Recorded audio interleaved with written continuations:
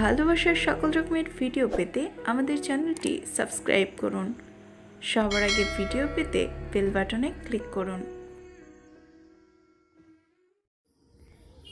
যেখানে প্রেম নিষিদ্ধ, ইরশাদ জাহান জেরিন, পর্ব 24।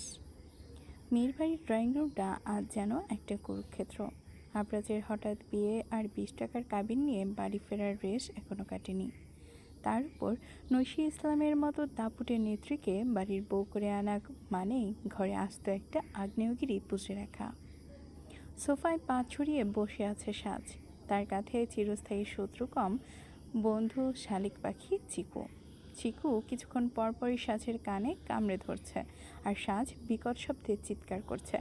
আরজান পাশ থেকে একটা খবরের কাগজ পড়ার চেষ্টা করছিল, কিন্তু সাজের চিৎকারে তার ধৈর্যচ্যুত ঘটল। আরজানের কাগজ নামিয়ে ধমক দিয়ে বলল, এই মেয়ে, তোর এই ড্রাগনটাকে কি একটু শান্ত রাখা যায় না? কানের তালা লেগে যাচ্ছে। সাজ মুখ ফুলিয়ে বলল, ড্রাগন হবে কেন? ও তো আমার কিউট চিকু। ও আসলে আবরাজ ভাইয়ের ওই 20 টাকার ভাবির আগমন খুব উত্তেজিত। ও বোধহয় বুঝতে পারছে এই বাড়িতে এখন রাজনীতির ঝড় বইবে। ঠিক তখনই আরভিত এক প্লেট সিঙ্গারা নিয়ে ঘরে ঢুকলো। আরভিদকে দেখে চিকু ডানা ঝাপটিয়ে উড়ে গিয়ে সরাসরি আরভিদের সিঙ্গারায় প্লেটে হাগু করে দিল। আরভিদ স্তম্ভিত হয়ে দাঁড়িয়ে রইল। ড্রয়িং রুমে হাসির রোল পড়ে গেল। আরভিদ চিৎকার করে উঠল, সাজ, তোর এই উড়ন্ত টয়লেটটাকে এখনই খাঁচায় ভর। আমার সিঙ্গারাগুলো সব শেষ করে দিল। সাজ হেসে কুটি কুটি হয়ে বলল, আরে ভাইয়া, ও তো ওটা সস মনে করেছে। তুমিও না কেমন? সাজ জিভ কামড়ে চুপ হয়ে গেল। সে চিকুকে ইশারা করে বলল, চল চিকু, আমরা আবরাজ ভাইয়ের ঘরের দরজায় গিয়ে আড়ি পাতি। ওখানে মনে হয় এখন ভোটের পুনর্গণনা চলছে। মীরবাড়ির সেই বিখ্যাত দরজা ভাঙা কাণ্ডের পর আজ তাজ আর সিয়ার সম্পর্কের সমীকরণও বদলে গেছে। তবে তাজের ডিটেকশন আর ডিসিপ্লিন কোনো কমতি আসেনি, বরং সিয়াকে শাসন করার বাহানা যেন আরও বেড়ে গেছে। আজ রাতেই ফ্লাইটে আগে ব্রিফিং রুমে সিয়া মন দিয়ে ফাইল দেখছিল। তার চুলে এখন আর আগের মতোই অগোছালো ভাব নেই, পোশাকেও নিখুঁত ডিসিপ্লিন। তাজের সেই বিমানের চাকার হুমকির পর সে যেন আরও বেশি সতর্ক হয়ে গেছে। তাজ রুমে ঢুকলো, পরনে ক্যাপ্টেনের ইউনিফর্ম, চোখে সেই চিরচেনা গম্ভীর্য। সিয়াকে দেখে সে হালকা একটু থমকালো, তবে পরক্ষণেই নিজেকে সামলে নিল। ফ্লাইট লক চেক করা হয়েছে মিস সিয়া? তাজের কড়া আওয়াজ। Yes sir, everything is ready. Siya সোজা হয়ে দাঁড়িয়ে ফাইলটা এগিয়ে দিল। তাজ ফাইলটা নিল, কিন্তু সিয়ার আঙুলের সাথে তার আঙুল সামান্য একটু ছোঁয়া লাগতেই সিয়া দ্রুত হাত সরিয়ে নিল। মীরবাড়ির সেই সন্ধ্যার পর থেকে সিয়া তাজকে আরও বেশি ভয় পায়। আবার কেমন যেন এক অদ্ভুত অনুভূতিও কাজ করে। তাজ ফাইলের ওপর চোখ বুলিয়ে ঠান্ডা গলায় বলল, সেদিন মীরবাড়িতে গিয়ে যে ড্রামাটা ক্রিয়েট করেছিলে, সেটার জন্য আমার মা এখনও প্রতিদিন তোমার খোঁজ নেয়। কি যাতনা করেছো মায়ের ওপর? সিয়া চোখ বড় বড় করে বলল, আমি কোনো যাতনা করিনি স্যার, আন্টি নিজেই আমাকে ভালোবেসেছেন। আর সেদিন তো আমি শুধু ছুটির কথা বলতে গিয়েছিলাম। আপনার বাড়ির লোক যে এমন। সিয়া জিভ কেটে চুপ হয়ে গেল। তাজ ঠোঁটের কোণে খুব শুকনো একটা হাসির রেখা ফুটে উঠেই মিলিয়ে গেল। সে টেবিলের উপর ঝুঁকে সিয়ার একদম কাছে চলে এলো। সিয়া ভয়ে আবার এক পা পিছিয়ে গেল, কিন্তু এবার পেছনে দেয়াল নয়, জানালার কাজ। আমার বাড়ির লোক কেমন সেটা তো সেদিন দেখেছ। তাজ নিচু গম্ভীর গলায় বলল, তবে একটা কথা মাথায় রেখো, মা যতই তোমার খোঁজ নিয়ে ককপিটে, কিন্তু আমিই বস। এখানে কোনো ফাঁকাবাজি চলবে না। আজ যদি ফ্লাইটে একটাও ভুল হয়, তবে চুক্তিপত্র অনুযায়ী শাস্তি কিন্তু করা হবে। সে আমতা আমতা করে বলল, আজ আমি কোনো ভুল করব না স্যার, আর আমি আর কখনো ছুটিও চাইব না। তাজ সিয়ার মুখের দিকে তাকালো। সিয়ার চোখে এখন ভয়ের চেয়েও বেশি এক অদ্ভুত জেদ। তাজ ধীরে ধীরে তার হাতটা সিয়ার কানের পাশের জানালার কাছে রাখলো। সিয়া যেন নিঃশ্বাস নিতে ভুলে গেল। ছুটি না চাইলে কিন্তু শাস্তি থেকে বাঁচা যাবে না মিস সিয়া। ছুটি না চাইলে শাস্তি থেকে বাঁচা যাবে না সিয়া। মিস সিয়া, তাজ ফিসফিস করে বলল, আমার মন মর্জির ওপর তোমার ডিউটি নির্ভর করে। আর আমার মোড সুইং কেমন তা তো জানোই। শ্রিয়া কাঁপা কাঁপা গলায় বলল, স্যার সবাই দেখে ফেলবে। তা শ্রিয়ার চোখের দিকে তাকিয়ে 1 সেকেন্ড থামলো, তারপর ধীরে হাতটা সরিয়ে নিল, নিজেকে স্বাভাবিক করে বলল, ফ্লাইটের সময় হয়ে গেছে, চলো। তাজ আগে আগে হেঁটে বেরিয়ে গেল। শ্রিয়া নিজের বুকের ওপর হাত রাখলো, যেখানে হৃৎপিণ্ড অনবরত ড্রাম বাজাচ্ছে।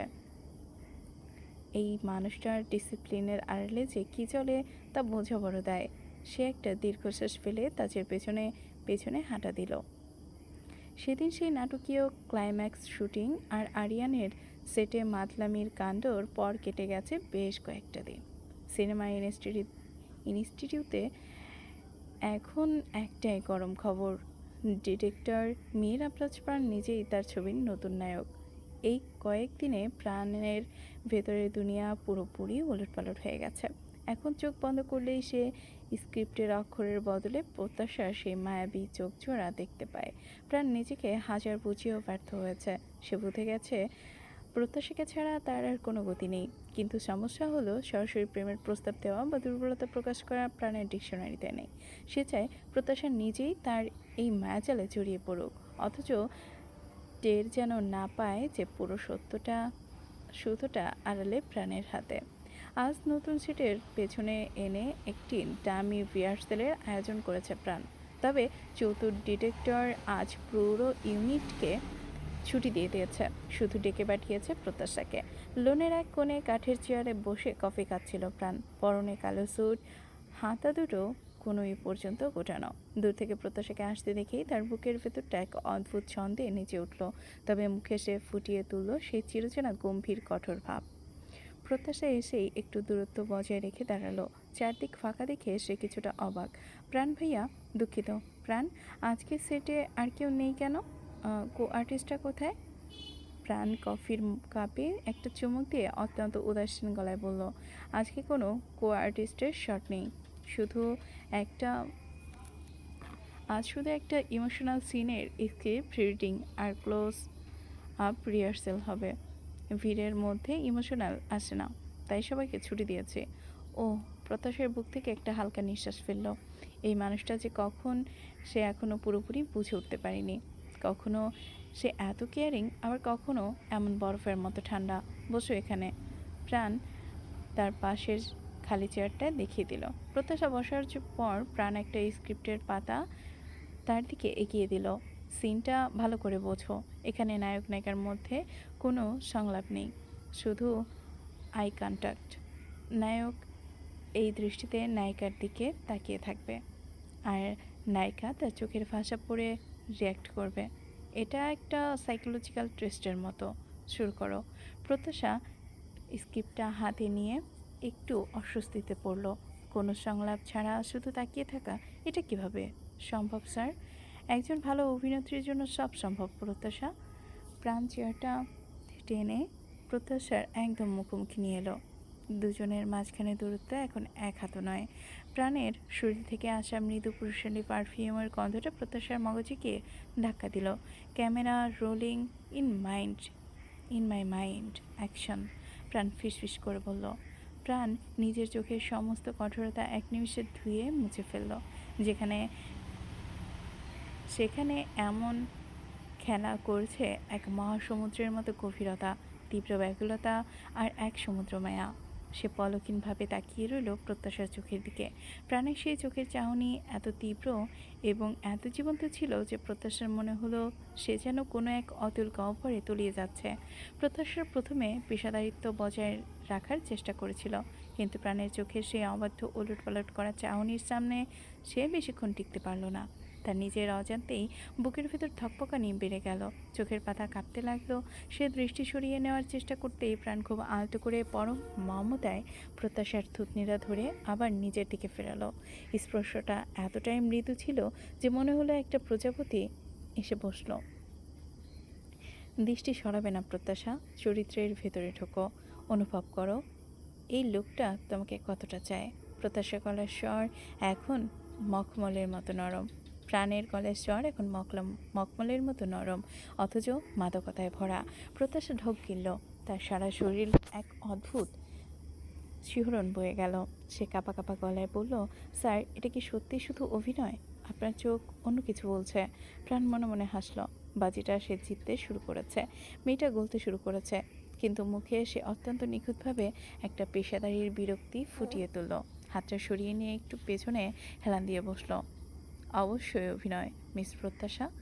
তুমি কি ভেবেছ আমি তোমার প্রেমে পড়ে হাবুডুবু খাচ্ছি?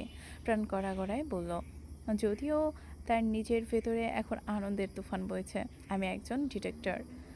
আমার কাজ হলো অভিনয়ের ভেতরে থেকে বেস্ট ইমোশনটা বের করে আনা। আমি তোমাকে শুধু গাইড করছিলাম, কিন্তু তোমার রিয়াকশন দেখে মনে হলো তুমি নিজেই ক্যারেক্টারকে পার্সোনালি নিয়ে ফেলেছ। তোমার হার্টবিট তো আমি এখান থেকে শুনতে পাচ্ছি। প্রত্যাশার মুখটা লজ্জায় মুহূর্তেই লাল হয়ে গেল, অপমানে লাল হয়ে গেল। সে যে মনে মনে এই রাগী মানুষটার প্রতি দুর্বল হয়ে পড়েছে, সেটা প্রাণ এভাবে সবার সামনে ফাঁস করে দিবে সে ভাবেনি। যদিও এখানে কেউ নেই, সে নিজেকে সামলাতে না পেরে দাঁড়িয়ে পড়ল। আমি কোনো পার্সোনালি নেইনি। আপনি সবসময় মানুষকে কনফিউজড করে দেন। সে আর এক মুহূর্ত না দাঁড়িয়ে উল্টো ঘুরে হনহন করে লোন ছেড়ে চলে যেতে লাগলো। প্রাণের চেয়ার ছেড়ে উঠে দাঁড়ালো। সে কফির মগটা হাতে নিয়ে তৃপ্তির এক ছিলতে হাসি হাসলো। প্রত্যাশার এই রাগ, এই চলে যাওয়া আর তার চোখের সেই বিভ্রান্তি বলে দিচ্ছে তার একদম ঠিক জায়গায় লেগেছে। তীর একদম ঠিক জায়গায় লেগেছে। মেয়েটা বুঝতে পারেনি যে ডিটেকটিভ প্রাণের পাতা রোমান্টিক স্ক্রিপ্টের ফাঁদে সে ইতিমধ্যেই পা দিয়ে ফেলেছে। প্রাণ কফিতে শেষ চুমুক দিয়ে আকাশের দিকে তাকিয়ে বিড়বিড় করল, রাগ করো না আমার সিনেমার নায়িকা। তুমি শীঘ্রই এই সিনেমার স্ক্রিপ্ট বাস্তবে রূপ নেবে। তখন আর মানে খুঁজতে হবে না। মীরবাড়ির দোতলায় শেষ প্রান্তের ঘরটা আজ রাতে কোনো বাসর ঘর নয়, বরং এটা আন্তর্জাতিক যুদ্ধক্ষেত্র। ঘরের ভেতর দামি পারফিউম আর গোলাপের সুবাস থাকলেও বাতাসে গুমোট এবং তপ্ত। আবরাজের শার্ট আর নতুন লুঙ্গি পরেছে। বাসঘরে এমন কিছু পরা উচিত যার কারণে হাওয়া চলাচলের সুযোগ পায়। তার পরনে এখন একটা সাদা শার্ট, যার উপরের দুটো বোতাম খোলা। সে খাটের ঠিক মাঝখানে এসে অত্যন্ত দম্ভের সাথে বসলো, যেখানে লাল বেনারসি শাড়ি পরে পাথরের মূর্তির মতো দাঁড়িয়েছিল নৈশি। তার এসব কোনো কিছুই পড়ার ইচ্ছে ছিল না। বাড়ির মানুষ জোর করে এসব করেছে। এই ঝামেলার হাত থেকে যে কি করে মুক্তি পাবে? নৈশি চোখের ভেতরে তাপ এই ঘরের এসির বাতাসকেও গরম করে তুলছে। সে আবরাজের দিকে তাকিয়ে দাঁত কিরমির করে বলল, আপনার এত বড় সাহস কি করে হলো মীর আবরাজ? আপনি আমার বাবা আর ভাইকে দিয়ে ওই সবার সামনে অমন নিচু কাজ করিয়েছেন। আমাকে জোর করে মিষ্টি খাইয়েছেন। আবরাজ নিজের এক পা উপরে তুলে বেশ আরাম করে বসলো। সে বলল, আরে এমপির বউ, আপনি তো দেখছি বড্ড ইমোশনাল। রাজনীতিতে যেমন শেষ মুহূর্তে পোলট্রি খাওয়া যায়, নতুন শ্বশুরবাড়িতে জামাইয়ের পা চাটা তেমনই ফরজ। আপনার বাবা আর ভাই তো এখন আমার খাস গোলাম। আর মিষ্টি, ওটা তো জাস্ট শুরু ছিল বউ। আসল সিনেমা তো এখন এই বন্ধ করে শুরু হবে। খবরদার আমাকে বউ বলে ডাকবেন না। নৈশি চিৎকার করে উঠল, তার পুরো শরীর রাগে কাঁপছিল। এই বিয়েটা একটা পলিটিক ক্রাইম ছিল। আপনি ভাববেন না যে সত্যটা ভোটে জিতে আপনি আমার ওপর রাজত্ব করবেন। আপনাকে ধ্বংস যদি না করি। আবরাজ খাট থেকে ধীর পায়ে উঠে দাঁড়ালো। তার লম্বা চওড়া অবয়বটা যখন নৈশির সামনে এসে দাঁড়ালো, তখন নৈশি মনের অজান্তেই এক পা পিছিয়ে যেতে লাগলো, কিন্তু তার চোখের জেদ কমল না।